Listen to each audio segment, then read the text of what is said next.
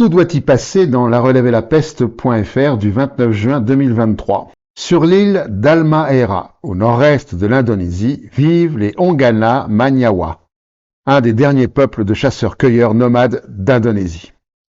Il serait environ 3000 personnes et 300 à 500 d'entre eux vivent aujourd'hui sans contact avec le monde extérieur dans les forêts de l'intérieur de l'île.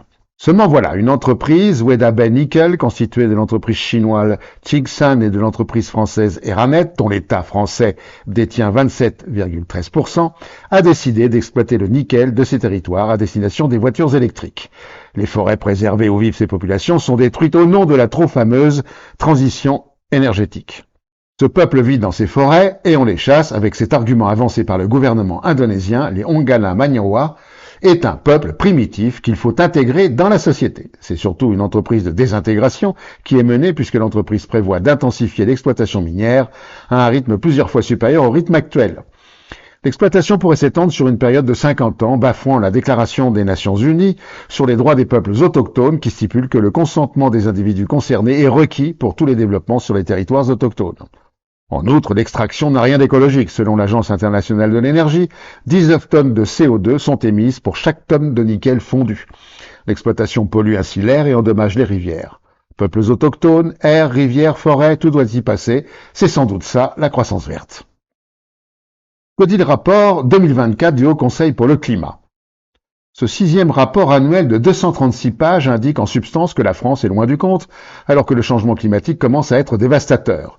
3000 décès en 2022 liés aux canicules, 11 milliards d'euros de dégâts climatiques pour les seuls dégâts assurés. Elle ne tiendra pas son budget carbone 2019-2023 du fait de la fragilisation des puits de carbone forestiers. Pour espérer atteindre la neutralité carbone, 60 à 70 milliards d'euros d'investissements annuels supplémentaires, publics et privés, sont nécessaires d'ici 5 ans. Pour mieux comprendre ce chiffre, rappelons que les dividendes alloués au titre 2023, qui seront distribués aux actionnaires en 2024, représentent en cumulé 67,8 milliards d'euros. En outre, et pêle-mêle, le rapport note une insuffisance notoire des mesures pour restaurer les puits de carbone forestiers, un taux de rénovation des passoires thermiques très faible, une inaction pour une production alimentaire bas carbone, etc., etc. Le Haut Conseil rappelle qu'il y a urgence. Les 10 dernières années, 2014 à 2023, constituent la décennie la plus chaude mesurée dans le monde et en France métropolitaine sur plus de 120 ans, et l'année 2023 est l'année la plus chaude observée au niveau mondial. Les récents événements extrêmes à fort impact ont mis en évidence des vulnérabilités importantes pour l'approvisionnement en eau, la production agricole, la santé, surmortalité, propagation de maladies à vecteurs pour les humains et les animaux, l'habitabilité de certains territoires et les forêts avec des contraintes croissantes à mesure de la hausse du réchauffement planétaire. La mortalité exceptionnelle des écosystèmes forestiers et l'augmentation des prélèvements ont entraîné une division par 2 du puits de carbone forestier en France en 10 ans. Bref, nous vous conseillons de lire ce rapport pour constater que les préoccupations actuelles des gouvernements de ce pays sont très éloignées des vrais périls qui menacent. Le charbon toujours très tendance dans novetic.fr du 9 octobre 2024. Le charbon reste encore aujourd'hui, presque 10 ans après l'accord de Paris, la première source d'énergie pour produire de l'électricité au niveau mondial. Sa part dans le mix électrique a certes baissé, passant de 41% en 2014 à 36% en 2024, mais le charbon reste en tête devant les énergies renouvelables, 28%, et le gaz, 23%. La plus émettrice des énergies fossiles a ainsi battu un nouveau record en 2023, avec près de 9 milliards de tonnes consommées. Selon les prévisions de l'Agence internationale de l'énergie, la tendance devrait se poursuivre en 2024 et 2025.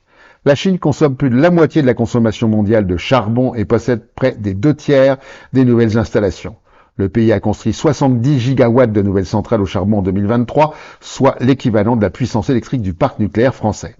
Selon Global Energy Monitor, les 3/4 des capacités mondiales de production d'électricité à partir de charbon n'ont toujours pas la moindre date de fermeture prévue. Selon un nouveau rapport du Centre Transition Pathway Initiative, publié le 8 octobre, 85% des banques mondiales interrogées se disent toujours ouvertes au financement de nouvelles centrales à charbon.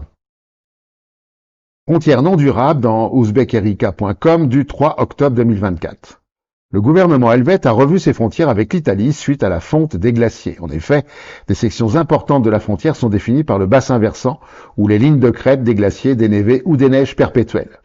Celles-ci sont profondément modifiées par le réchauffement climatique. Les deux pays se sont mis d'accord sur un nouveau dessin des frontières qui ont été déplacées de 100 à 150 mètres au profit de la Suisse. Et ce n'est pas fini. Selon le rapport annuel de Copernicus, l'Observatoire européen pour le climat, publié le 22 avril 2024, les glaciers des Alpes ont perdu 10% de leur volume en seulement 2 ans. Selon la géographe Anne-Laure Amia-Sari, professeure à l'université Grenoble-Alpes, entre l'Italie et l'Autriche, les pays ont également mis en place des mécanismes permettant d'opérer des modifications mutuelles de frontières sans avoir à passer par des modifications constitutionnelles ou des négociations très longues. Ils ont ainsi intégré la notion de frontière mobile dans leur texte de droit international. Il n'y a pas qu'en montagne que la question des frontières va se poser, dans le delta du Gange, entre l'Inde et le Bangladesh, ou encore entre la France et la Belgique, partout dans les embouchures de fleuves, puisque l'eau va entrer à l'intérieur des terres, inondant des plaines et des vallées. On peut souhaiter que ces nouveaux tracés de frontières se déroulent dans une ambiance diplomatique apaisée. J'ai du fric et je vous dans reporter.net du 9 octobre 2024.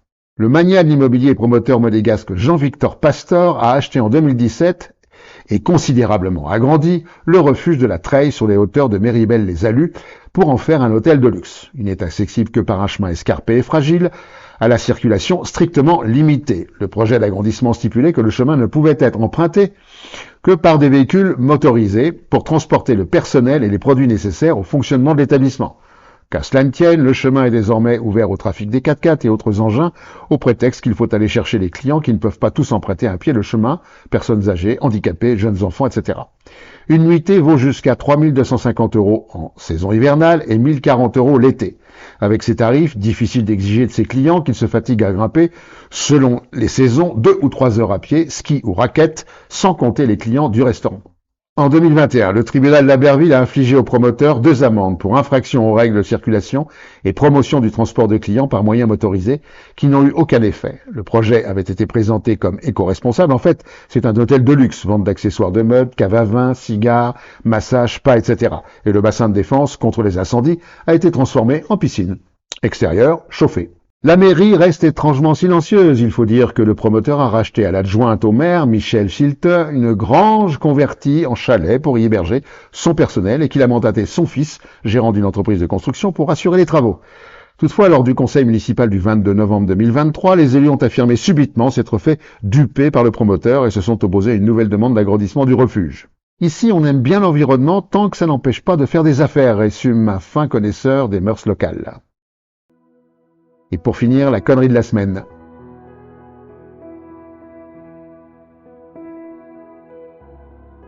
À la prochaine fois.